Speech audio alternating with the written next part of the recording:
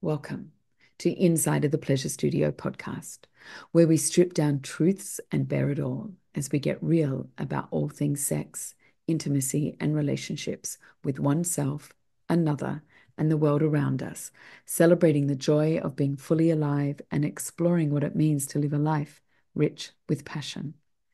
Every episode, we confront the conventional and break open the cages of censorship as we explore the untamed and often unspoken aspects of intimacy, cutting through the bullshit as we challenge sexual norms and provide you with the unvarnished truth about what it takes to have a fulfilling sex life. So, if you're ready to dive into honest and very often provocative conversations that empower and enlighten, you've come to the right place. I am Melissa Louise, your wild host, bringing to you fearless honesty on this unapologetic journey as we talk about sex, love, and life in ways that are smart, fearless, and fun. Because, lover, this is not just about pleasure. It is a fucking revolution. Lovers, hello. I am making this video. This is a huge download that I've just got on many layers that I have circled in and spiraled in with my clients. And also because you're here in this program, I really want to be speaking to the depth and the power of intention. And there's all of these two thoughts, two realms of thoughts around scheduling in dates and scheduling in sex and da da da da da. When we look at business, and this is what I find so profound, when people talk of business and when people talk of sports and people talk about reaching their goals, it's always about projection, thinking about it, see it, write your goals down. But for some reason, when it comes to sex and intimacy, we just fucking throw all of that out of the water. Like, well, sex is just going to happen and we're just going to have this amazing sex life no matter what goes on. And yet no one runs their business that way. So that's the part of it. I want to drop into the really beautiful depth of it. Now, when we look at water, we look how we can imprint water, how the structure of water changes when we give it energy. And so I can't remember the woman's name, but in Australia and I think there's actually more than one woman doing this, but unless there's a few people representing the one lot of testing that's happening, where they freeze water. And there's also the Japanese guy that did all of this in the 90s, I think. Holy shivers. I just have so much information in my brain that I just lose names, which is, I really take responsibility for that. So let me get back to the facts. When we freeze water, we can see the structure of it, patterns. So there's this incredible fact that when you place a seed in a petri dish of water and then freeze the water will freeze in the pattern of the flower that the seed will grow into.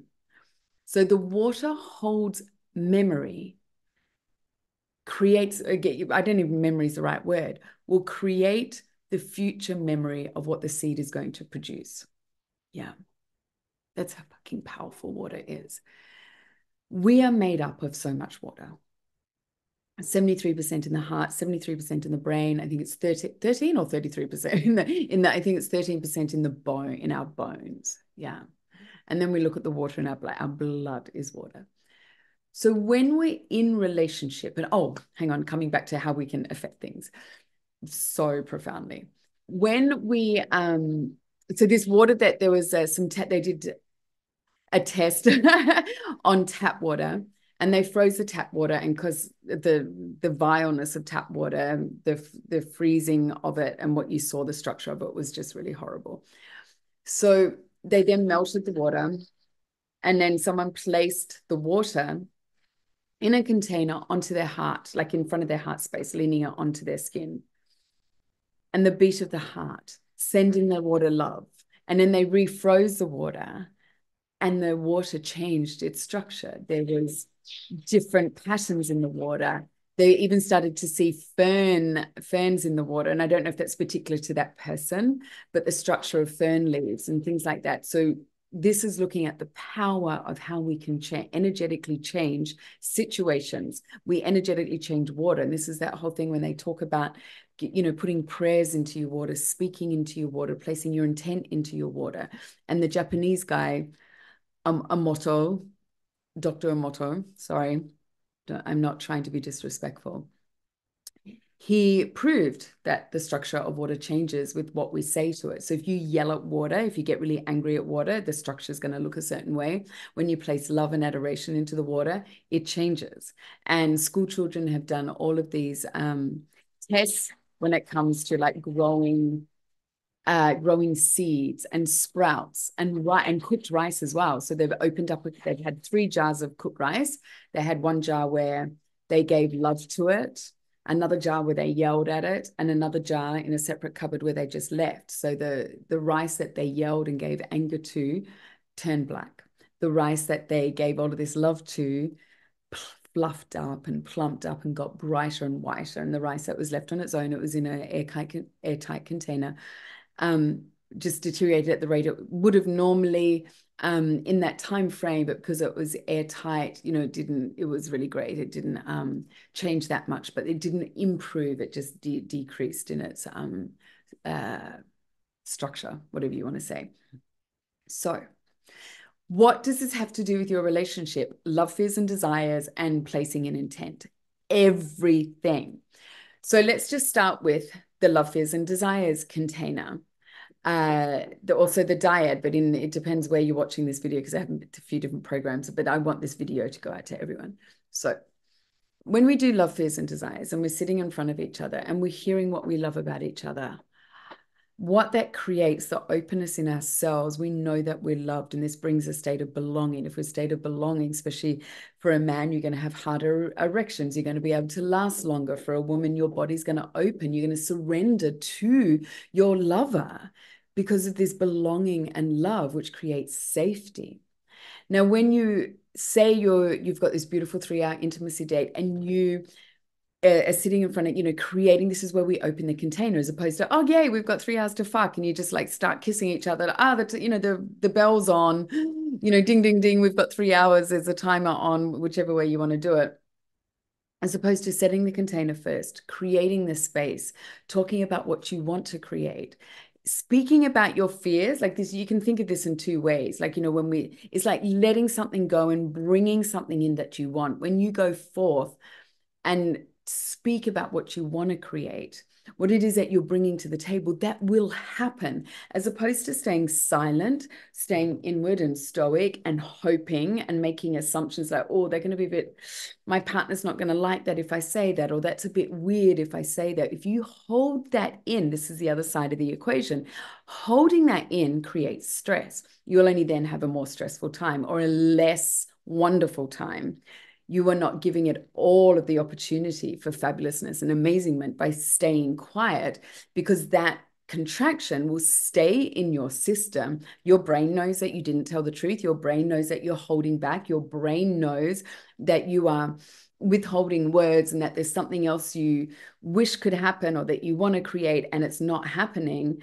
Or there's something unsaid in the field. Now, this also what's happened, especially, actually, I was going to say women's bodies, but both. When men say, I have erectile dysfunction, it's like, no, your cock is a barometer of what is going on. So when something is unsaid in the field, when you're withholding, when you're not telling the truth, it's going to show up in your cock. You can't expect him to just stand to attention and last the distance when you're fucking holding things back and you're not asking good questions and you know that something's going on or you're not telling the truth. Same thing with a woman's body, is that your body will not open and surrender when there's stuff in the field that hasn't been talked about. So these containers of truth, of openness, actually creates in the field more of what you want. So then also too, if we think about scheduling a sex date, scheduling an intimacy date, when it's in, you sit down on your Sunday evening. I mean, this is what we do with business. You sit at the end of the week and you plan out your week, the following week, to make sure everything is in alignment, that you get things done. Same thing with your relationship. Like you plan out your kids. If you've got children, it's like they need soccer practice here, they've got swimming classes here. You do all of that for them. And if you're not doing it for your relationship, guess what you're getting? Nada. You're not getting the intimacy and the sex that you guys came together to have and why you're together. You are together because of the intimacy and the sex. Otherwise, you would have just gone into business with a friend. You would have just adopted children with your best mate and said, okay, let's raise kids. But you didn't. You are together because of intimacy. And to leave that in the background, to shove that to the side and expect it to happen is it's to me, it borderlines on abuse of the relationship, because you're in a relationship because of touch, because of intimacy, because of sexuality, because of the eroticism, and just to trade that off for living, and yet you're running a life that it has intention, your sports goals, your fitness goals, but you don't have relationship goals, you don't have sexual goals, you don't have intimacy goals, and it's really just not fair on requiring your partner to take part in that. It really is not fair that you're expecting the other just to put up with that. So coming back to the attention, attention to detail, the detail of we've created 3 hours this week, and that's on the Thursday from 4 to 7. So, and that's not wavering. And so then the body knows, oh, I can relax. Oh, this can be, oh, I can't wait to hold my partner. I can't wait to look into their eyes. And then you drop down into that space and you create the container of what you want to create, what you're bringing in. And even talking about the nervousness or the fact I'm so exhausted and I'm concerned that I'm not going to show up how you need me. Just saying stuff like that out loud also releases the stress, because if you withhold it and you hold that in, and then you just sort of get annoyed later on when they're going, what's wrong? You're like, yeah, well, I'm exhausted. I've had a huge day, haven't I? Like, that's just like dumping. But it's coming from a place of reaction and not responding appropriately to at the beginning. I've got a really sexy band-aid on my middle finger. This is how I roll. Yeah. Making a video for my program. But this became so strong for me because I'm on this huge journey with my vessel, the molecular hydrogen alpha, and the depth of what I'm going through, epigenetic healing around relationships, my relationship with myself and my inner child, like all the work that I do with Accelerate Evolution with my clients. I'm doing that solo with this molecular hydrogen stuff. It's so incredible. So as this journey is understanding how we can create what we truly desire, then it just becomes non-negotiable that this is also what you're speaking into your relationship.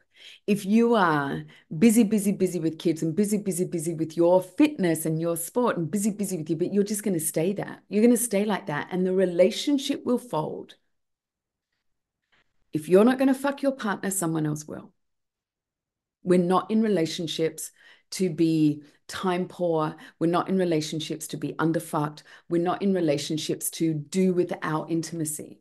And yet so many people get to a point where they require their partner to do that in the relationship because of the busyness of life. You have choice. Yeah. Choose where you're going to live so that you've got more of a relationship. Choose how you spend your time. Yeah. And if that feels really tricky, we start small. Start with 10 minutes. That will go to 20. 20 minutes will go to 40. 40 minutes will go to an hour. An hour will be 2 hours really soon, because you've got to start so that it can grow. It's like, looking beyond what's going to happen beyond what we need right now. As we speak about that also in magnetism and the law of attraction, it's like, what is the vision beyond the vision? So a vision right now is like, oh my God, I would just, people sort of get kind of clunky. It's like, oh, I wish I could have 3 hours sex date. Okay. Wish it, know it, feel it, and start with an hour. Don't give up on that 3 hour just because you only have an hour. Do the hour, and that will create more. So I hope this passionate video just really lands, because this fact of creating from our word, we all know that, the spells in our word. Baby, I so look forward to spending time with you this week. If you haven't found it on the diary yet, say the intention. Fuck, I can't wait to find time to spend with you this week. God, I can't wait just to be in your arms. Just a whole hour in your arms where we're connecting like we used to. I can't wait. You will see things will open up because you have placed that into the field. placing the negativity, placing what's not working, not writing it down, not saying it out loud it will not get what you're moving towards. So intention. If water will freeze in a pattern of a flower from the seed that hasn't even grown into that flower, a seed, we as humans can create the time that we desire and need for our relationship.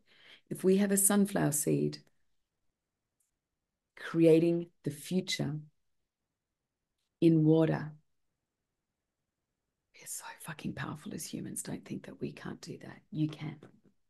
I hope you found this really inspiring, and I hope you get off this call or you finish watching this video and you get into your partner's gorgeous, glorious face or into their WhatsApp, into their message and go, right, we're going to get our diaries together right now and we're doing this. And then when you're face in front of each other, placing the intention so it goes into the heart, hold heart to heart, breathing that attention with one another. Oh, it is. I actually have I'm going to tell you an incredible personal story about this. And so this is also too, scheduling sex dates. So I had a lover. This is when I lived in a village a few years ago in a different part of Mexico. Now, my lover had 3 jobs. I had my own business, plus I was studying, and I had a child. I still got a child, but he's not living with me now as I'm telling this story. So it's past tense because of the situation, not that I've just decided not to have a kid. So, so he's in town. He's flown in, and he always flew in running, like da da da da da da da da. So we got our schedules together, and we had a 2-hour sex date that we had planned.